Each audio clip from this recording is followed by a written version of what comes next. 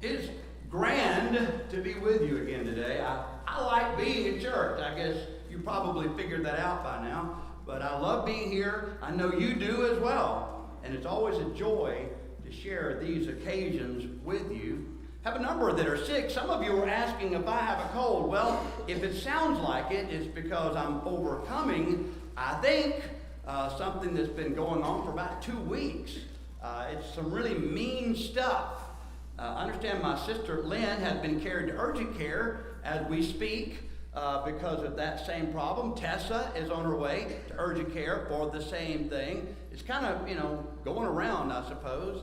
But if I sound that way, it's probably just the remnants of something I pray and trust is gone.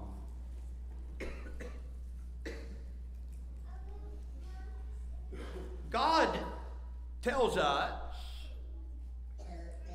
keep your heart with all diligence,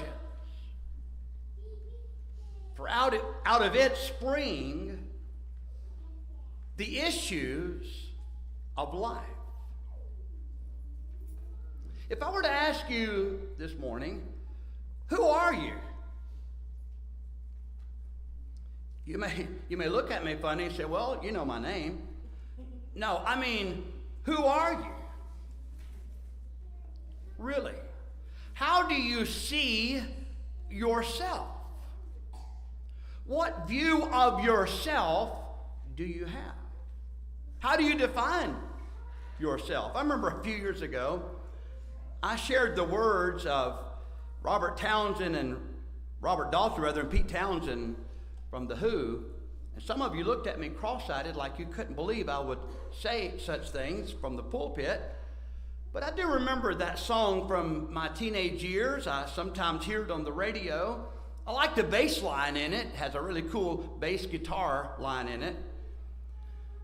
But it's really a song about the lifestyle of one who's strung out on drugs and alcohol.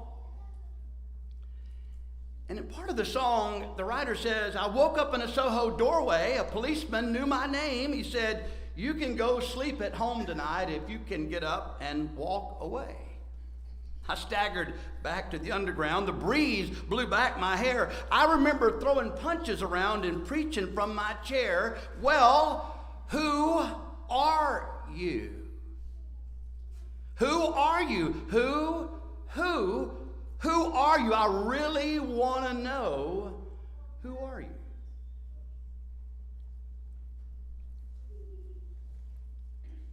In John, the 4th chapter,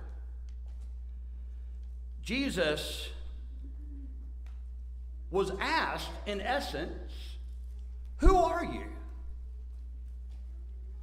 In the 4th chapter of the Gospel of John, Jesus, was traveling through Samaria. He came to Jacob's well. It was about the middle of the day, and he sat there, and a woman from the city came to draw water. And in verse 7, Jesus said to her, give me a drink. For his disciples had gone away into the city to buy food. The woman of Samaria said to him, how is it that you, being a Jew, ask a drink from me, a Samaritan woman? For Jews have no dealings with Samaritans.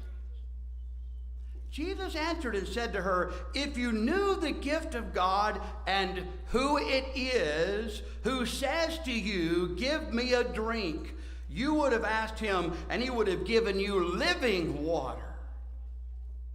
The woman said to him, sir, you have nothing to draw with, and the well is deep. Where then do you get that living water? Are you greater than our father Jacob, who gave us the well and drank from it himself, as well as his sons and his livestock? I want you to notice in this exchange, first and foremost, she's in essence asking Jesus, who are you to speak to me? I'm a Samaritan, number one. You are clearly a Jew, and you are a man, and I'm a woman, and you're speaking to me in this public place. This just doesn't happen. Why are you speaking to me? Who are you to speak to me? The second part of the exchange